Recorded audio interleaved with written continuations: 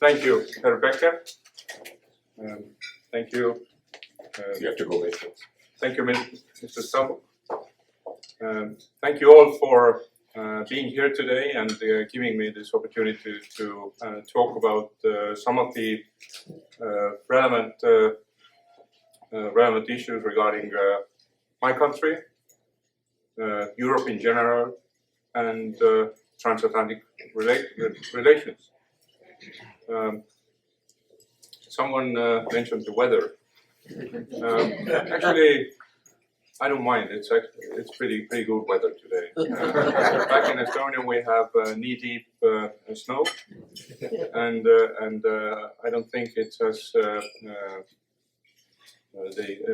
I don't think the thermometer has gone over the freezing temperature for quite some time. So it all depends on the context, right? I'm deeply grateful for the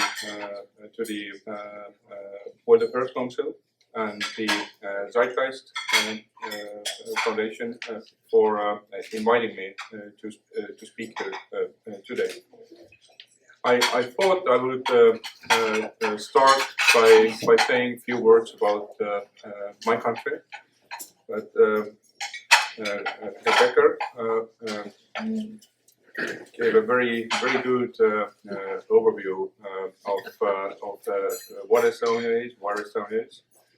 However, I may add some details here, and I was of course absolutely delighted by seeing when seeing that so many of you have actually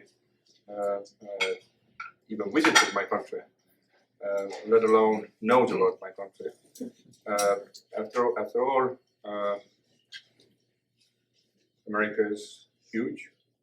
Estonia not that huge, and we are very far away. And whenever some Estonian complain about someone in America not knowing exactly where Estonia is, then I ask them, okay, do you know where South Dakota is, or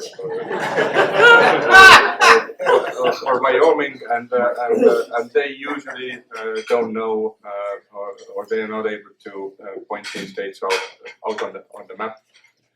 Now, when it comes to Estonia, then usually people want to again put things into context and want to understand where to put in this particular country, not only on the physical map but also on the mental map.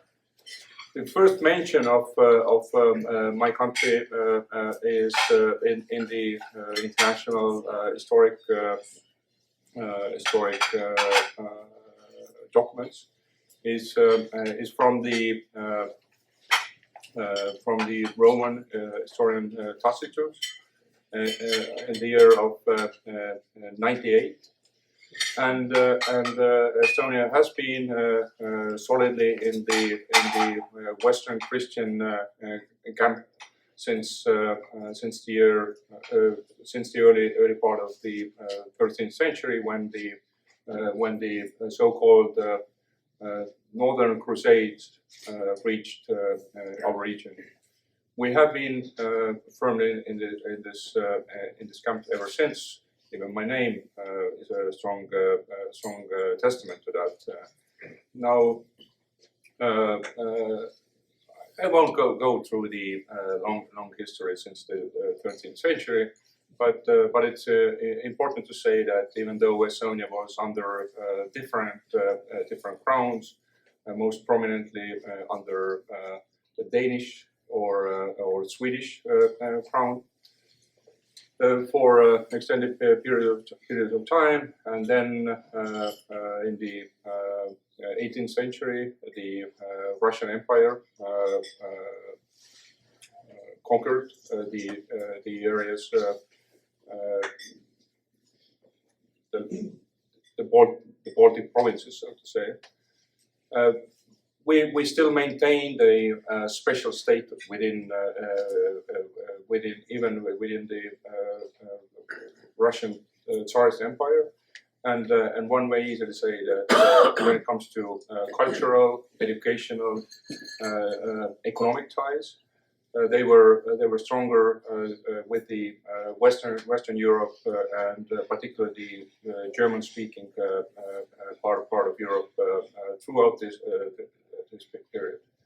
Now, Estonia became an independent country after the First World War.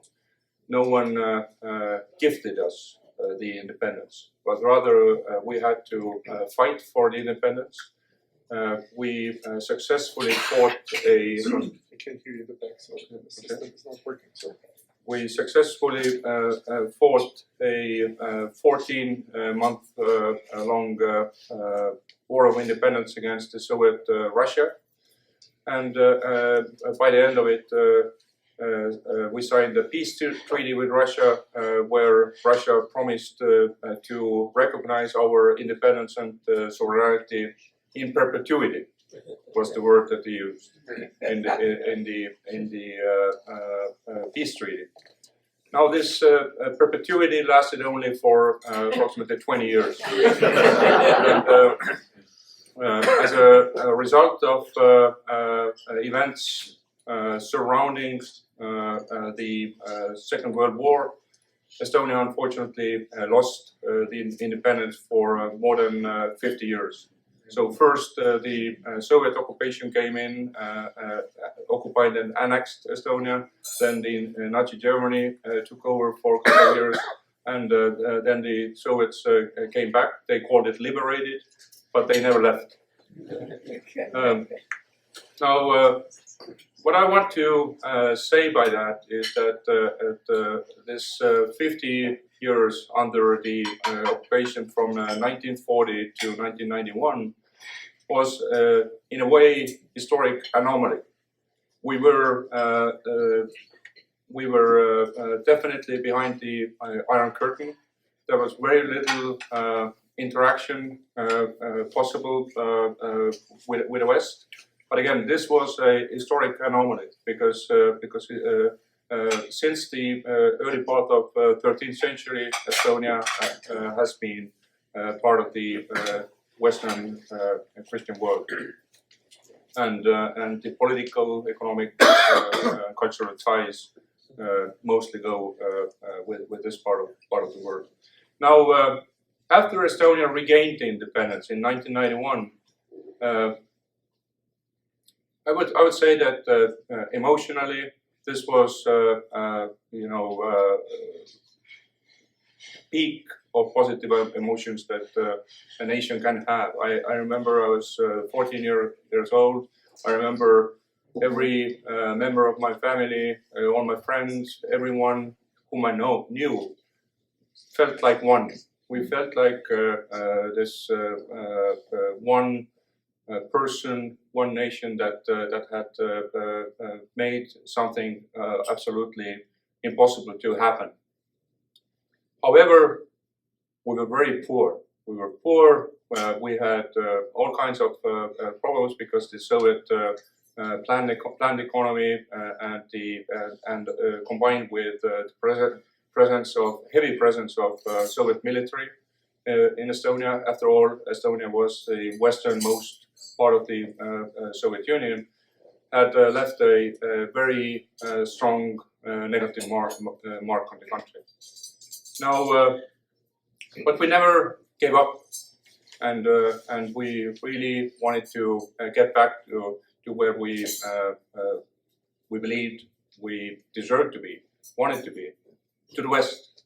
So we listened to the best advice that our Western partners could give, used our own judgment time to time, sometimes even against the Western partners' good advice, and we have made it to the situation where Estonia right now is a modern, successful, prosperous country. We are a member of European Union and NATO since 2004. We have very high rankings when it comes to different things that that express the Western values, I would say. When it comes to media freedom, you can find Estonia among the top 4. When it comes to the ease of doing business, Estonia is in the top 3 again. When it comes to low tolerance for corruption, Estonia is in the very top. When it comes to the world best tax system, Estonia has been considered number 1 in the world for several years already. And sorry, I have this residue cough from flu that I went through 2 weeks ago, and still need to get some water sometimes. No.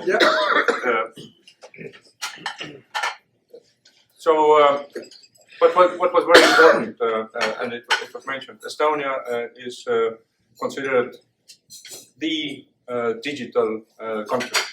So whenever we develop certain government or private sector services, for a long time already, it's been the attitude that it has to be digital, primarily digital, and then the brick and mortar option is the secondary one.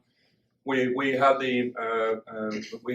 to believe that the government services or private sector services, for that matter, have to be proactive and have to come to people rather than people standing in lines and trying to reach those services. So this has also taken us to the position where Estonia is considered I believe number 2 in the world when it comes to so-called unicorns per million people. Unicorns are the startup, rapidly growing companies that have reached the market capitalization of at least $1 billion. Number 1 in the world is supposedly Israel. If California were an independent country, then they would lead the world. But since they don't, so we are competing with Israel for this first position. So this is the kind of background and the country that I represent. Again, historic anomaly between 1940 and 1991, but a strongly pro-European or strong European country with a very strong pro-American attitude.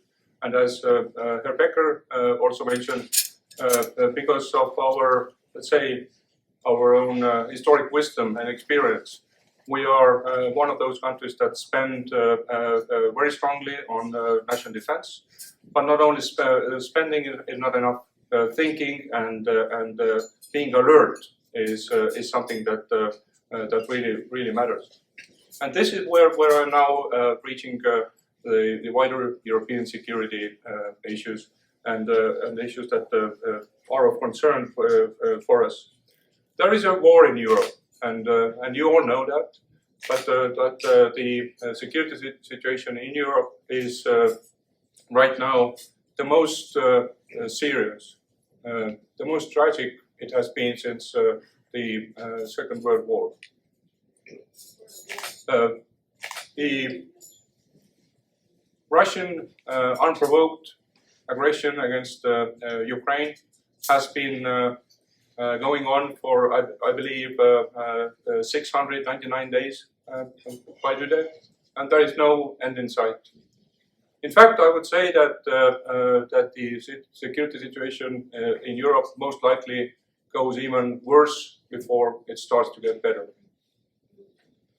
Now, it's important to understand, it's important to be on the same page when it comes to the facts or how did this conflict come about.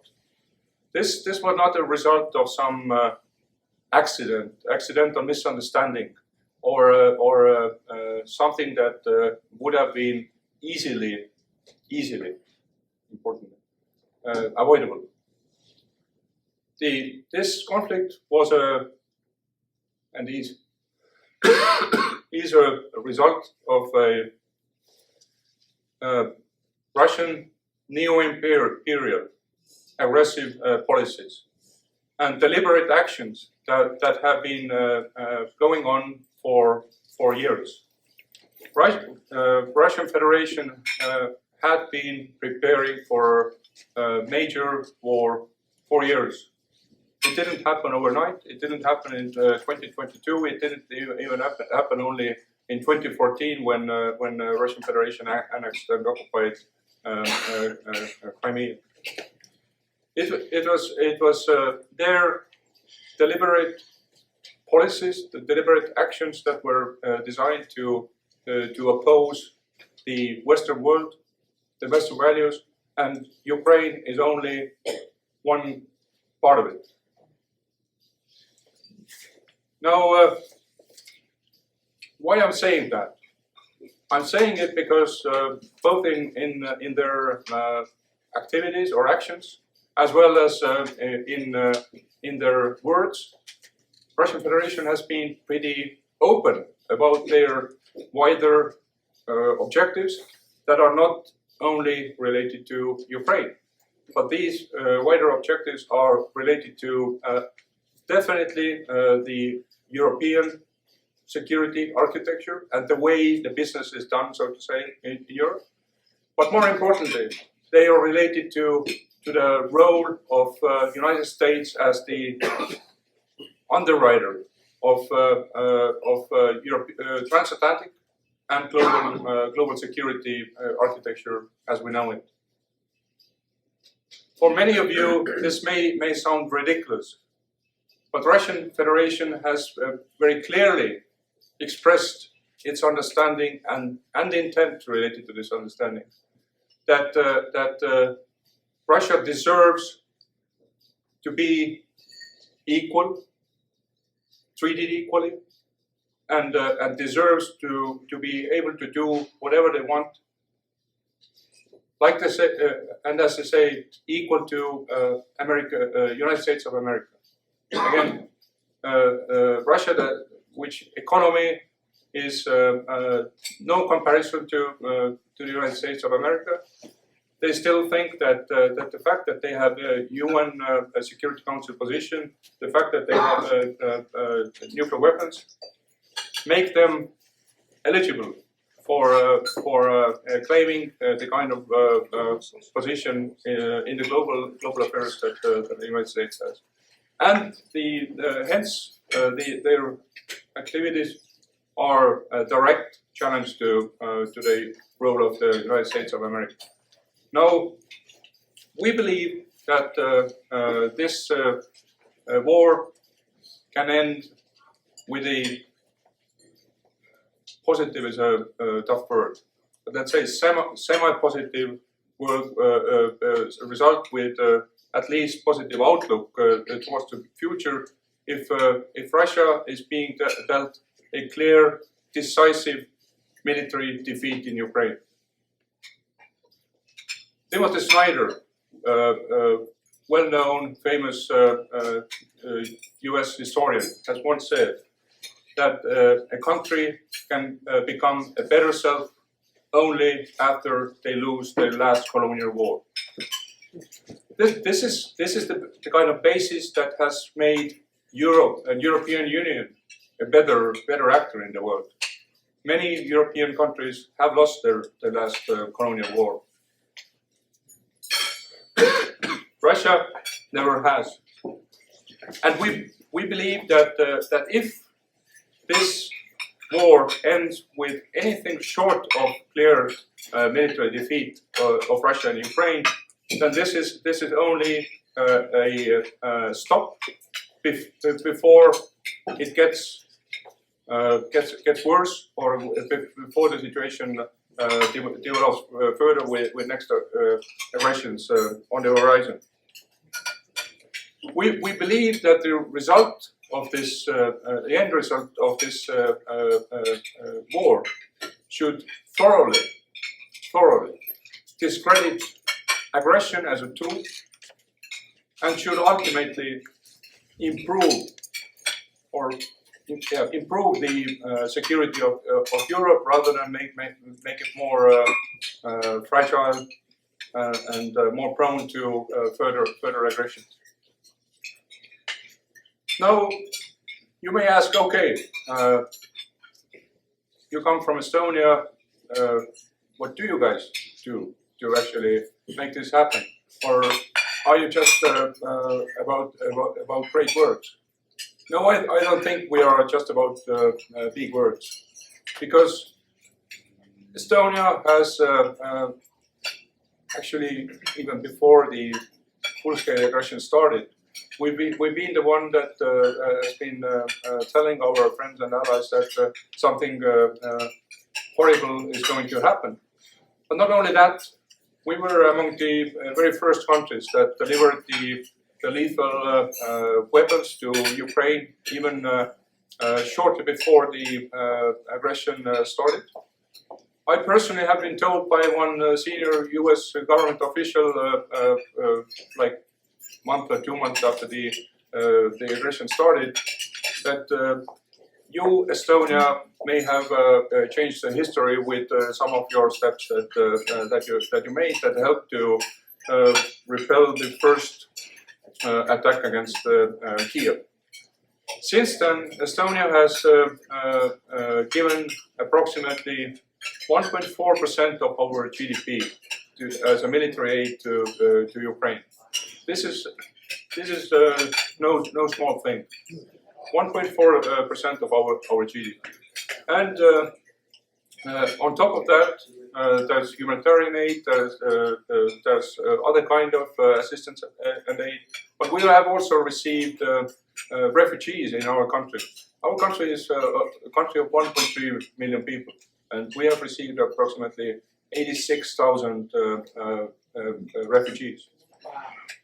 Not only received them, but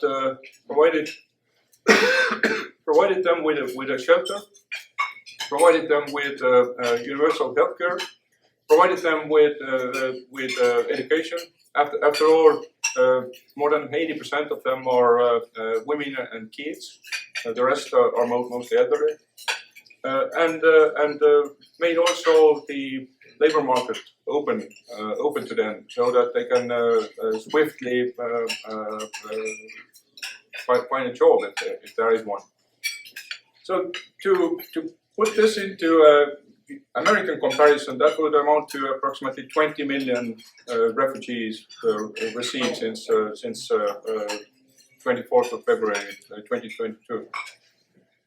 Now, we believe that we, the collective West, including Estonia, we need to continue helping Ukraine to fight this war and to reach a positive outcome. We have decided, our government has committed to at least 0.25% of our GDP as the military aid to Ukraine for the next 4 years. It is our assessment that that level of commitment from the entire coalition of 50 countries that have currently helped Ukraine would be more than enough to deliver the kind of message that Putin needs to be delivered in order to pull back.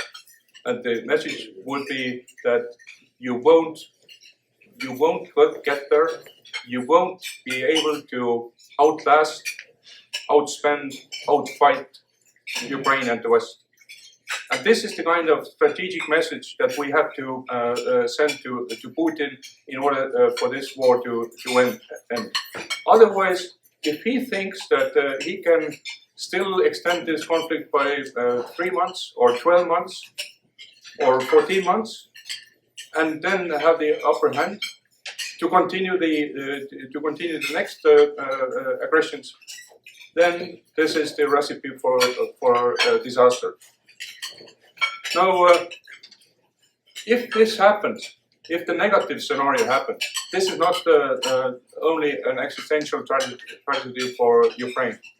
But I would say that this puts the entire European security in the foreseeable future under such risk that Europe will be consumed by preparations for the possible war. Europe will be preoccupied by its own problems and not really able to be a reliable, strong partner that many other countries, but most importantly in this context, the United States of America needs to tackle the global challenges, not only in Europe but also elsewhere. However, if we do the right thing, and if we are able to take this conflict to the kind of outcome that would be semi-positive, then the rewards would be really high. What I'm saying here, I'm referring here to the fact that this would not only strengthen the security of Ukraine, not only strengthen the security of Europe, but that would have positive impact to the security globally. The message to all of the aggressors and would-be aggressors would be the aggression as a tool won't pay off. Don't even think about it. Don't even think about it, and rather do something more sensible. Very importantly, also this would mean a stronger, better, more prosperous partner in Europe for America. Again, the United States of America is an economic superpower, military superpower, political superpower. But even with all the economic, political, and military might that the United States has, I would argue that you need strong global partners to tackle the existing and foreseeable global problems and challenges. If Europe is not there, you will be in trouble as well. I'm sad to say that, but this is what I sincerely believe. So Europe needs America, America needs Europe. And lastly, now talking about the benefits of getting this thing right, the war in Ukraine. We should not also think of Ukraine only as this sad place of misery, of tragic news, of all the sad and negative news. We should also see Ukraine for what it would be, or for the potential that it has. Ukraine, after all, it's one of the largest countries in Europe. It has huge potential, not only in agriculture, but agriculture for sure. But also Ukraine has a long, solid tradition of engineering, of manufacturing. It has plenty of different minerals, particularly those that are more relevant in the current economic context. It has strong universities. It has a strong entrepreneurial mindset. It has strong IT industry, and very importantly, it's a country that wants to be in the West and wants to do business with West, meaning that if Ukraine emerges from this war successfully, there will be huge economic possibilities, not only for Ukrainians but all of us, for all of our companies, in many cases, Ukraine may be actually the solution or the replacement for some of the dependencies that our economies have on China right now. And we should keep this in mind and think of this when talking about the current challenges with helping Ukraine and consolidating support of the free world to Ukraine. So I would stop with that right now, but I would be happy to answer any questions you may have on these topics or any other topics.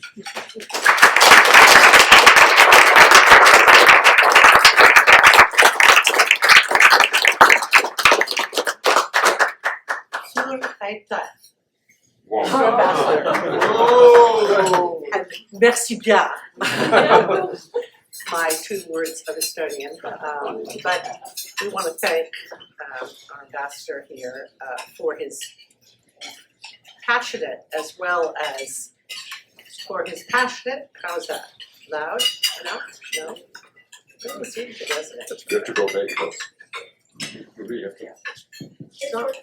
It's not really on. Just speak. In the back, can you hear me? Sure. I'll speak as loudly. I'm Laura Meyer-Wellman, proud to be a member of the World Affairs Council Board and former Honorary Consul of France. I got within 200 miles of Estonia this summer when I was at a conference in Finland, and this has made me clearly want to go back. Klaus mentioned some of the wonderful ecological benefits and the clean air of Finland and, of Estonia, and being part of that region that is very special, that many of you have obviously traveled to.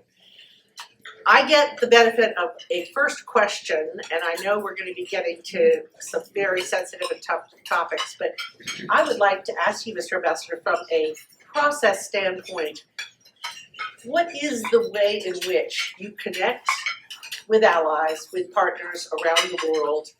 Where has it been thorniest and where has it been working well? Yeah, that's a great question, and I guess we will stay here debating this issue for the next couple of days, right? But my own experience as a diplomat posted away from Estonia is in a strange way only related to the United States of America. I've been posted to our embassy in Washington 3 times, so altogether soon to be 10 years in America dealing with US-Estonian matters. However, in my previous or other positions, I've also dealt with a host of other countries, mostly EU and NATO partners and allies. I guess the easy answer is that when things are smooth, when interests do align, and I have been privileged in a position where, particularly when it comes to Estonian-American relations, the positions have mostly aligned than not. However, there are situations where for political reasons or sometimes communication for reasons of communication, there is friction there, and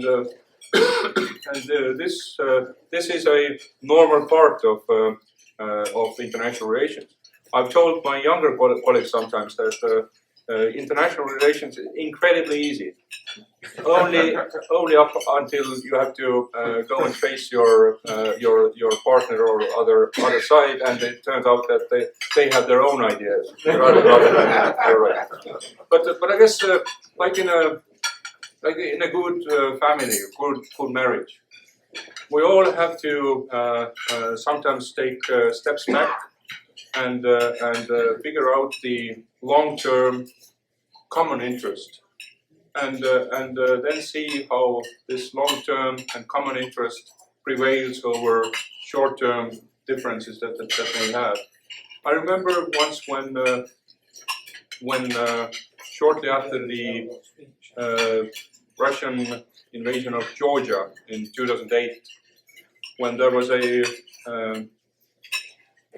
NATO ally country and its defense attaché who came to meet me in Tallinn.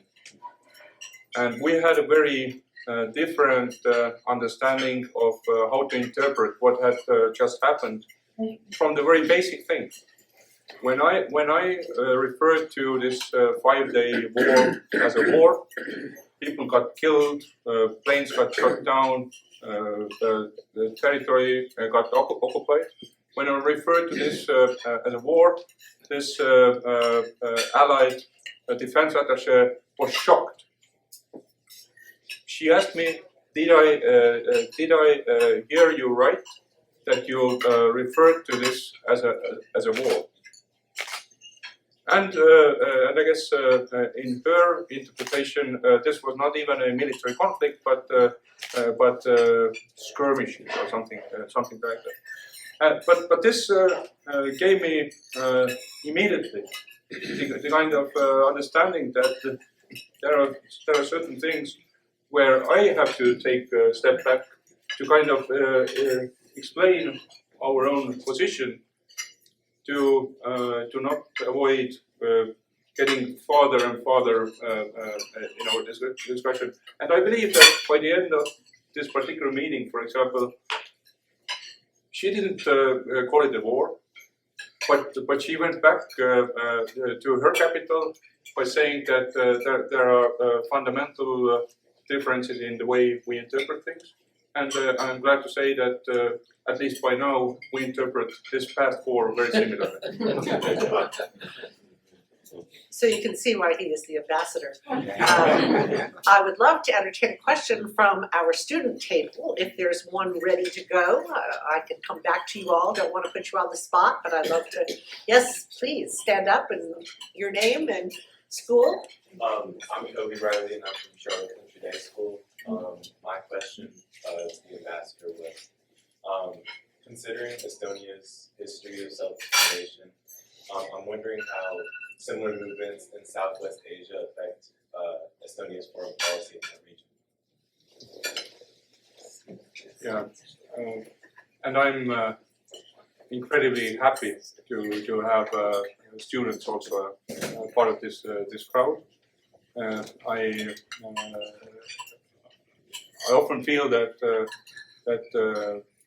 I should myself found the same kind of World Affairs Council when I go back to Tallinn, and I don't other work to do, or if I can do something or I can do it as a side thing, and then I should also involve the students.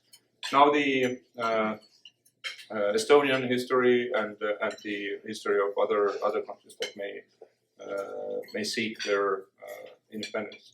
Every case is certainly very unique, and I'm not able to. I'm not capable of commenting every single one of them. When it comes to, I don't know whether you refer to that, but when it comes to the case of Taiwan, and Taiwan's and China's history certainly is very different from Estonia. Estonia maintains the one China policy. At the same time, we do trade with China, and we also have expressed. We do trade with both China and Taiwan, and we also have expressed the readiness to consider the opening of Taipei's trade office in Estonia if there's interest from their side, but thus far this has not happened. Thank you. And now opening it up a bit to the floor, would like you to keep your questions brief, much as our student did, and we will be able to accommodate a few more questions that way. So, do we have a question? Yes, please. Hello, Mr. Ambassador. I have a question. Could you just state who you are? My name is Joshua Johnson. I represent Queen's University of Charlotte. Given that the Ukrainian war continues to drag on almost at 2 years this point, and that Estonia's position is so staunch in protecting Ukraine's sovereignty and ensuring that they have the capability to defend themselves, how do you reach out to your allies within NATO and your ally or neighbors to encourage them to continue supporting Ukraine? How do you remind them that this is a worthy cause? I guess the world and NATO has changed a lot since approximately 2 years ago. One week before the Russian full-scale invasion, there was one head of major NATO allies' military intelligence, who at one point made a bet with our Prime Minister that Russia would not go this way and would not risk the war, full-scale war with Ukraine. So approximately 4 or 5 days later, it turned out that unfortunately our Prime Minister won this bet, and this head of intelligence was, as far as I know, we may call it fired, or he decided to retire. But that kind of instances, I guess, show the kind of shock and the Zeitgeist that different countries and different governments had to actually go through after what happened. But this also means that whereas there may be differences in tactics, there may be differences in some attitudes regarding speed or agility of taking certain measures. There is very little daylight between the allies when it comes to defining what has happened and what needs to happen in order for this to really end with a sustainable result. But of course, there's a lot of negotiations on particular matters when it comes to, for example, sanctions, when it comes to release of certain weapons with certain restrictions, maybe. So it's not. I'm not saying it's easy, but it's very different. The world is very different from what it was 2 years ago. Excellent, thank you. Yes, in the back, the middle. Am I in the back? You're in the middle. Sorry, my name is Dumont Clark. I've lived here in Charlotte for 40 years, and I did serve on the Board of County Commissioners for 18 years, which is our local governing body. I have been to Estonia, and I really appreciate your remarks about how important the maintaining Western support for Ukraine is to our national security here in the United States and your country. You're on the doorstep of Russia. Our president has strongly supported Ukraine and wants us to continue that support. Our former president, on the other hand, is undermining his efforts and undermining the efforts of members of the United States Senate to reach a compromise on this support for Ukraine. And I guess my question to you, I don't want you or expect you to wade into American politics, but I guess I do want you to know, how do we get that message through to Americans as to how important this is to us, and bring pressure to bear on the totally dysfunctional House of Representatives to move forward. Now, you don't want to touch that question, just say it fast. I did not intend to make a speech, I really did a serious question. Yeah, I'm afraid I'm in a somewhat difficult territory right now. And I don't have a magic solution. After all, I myself, but particularly my congressional liaison, Carl, is working day in and day out with different offices in Congress to just convey our own understanding of what's at stake,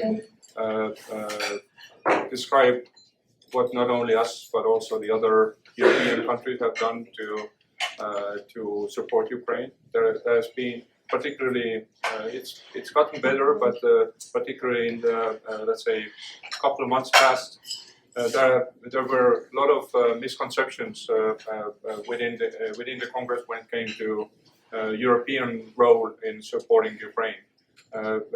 Many were absolutely surprised to hear, for example, on several steps that Germany, as the major economy or the biggest economy in Europe, has done to support Ukraine. But in a more general sense, most members of Congress are absolutely surprised when they are presented with the data that the United States, with its huge contribution to the security of Ukraine, is in per GDP calculations is among the last 1/3 among the countries. Actually, there are most countries in this international coalition are ahead of the US when it comes to contributions in relation to the GDP. I don't have the mathematic solution, but I strongly believe that not only in this instance, but also in many other international matters, we all need to explain the value of alliances, the risks that are there if those alliances disintegrate or weaken, and hope that people can then make their decisions. The same challenges we face in Europe to understand what not only military, but I'm talking about political and economic value the alliances carry with. Right? Thank you, and thank you for what you're doing. I think Dumont asked a question that might have been on a few people's minds. Please, yes. Dennis McGarry. And I'm sorry, we will keep it brief so we can move. Keep it brief. Well, tied in, kind of, you pushed around it, and I love what you've said of your support for Ukraine. But a number of European countries are not giving their share towards this war effort. Maybe they are most recently in terms of their percentage of the GDP, like Estonia. So that's what I think in part is holding back some people from saying, hey, why are we not getting their support? Again, when it comes to supporting a nation fighting for their life and existence, I don't think any contribution is too much at this point. So our message to all of us is that let's push more. And Estonia, again, recently have contributed or committed to more help to Ukraine.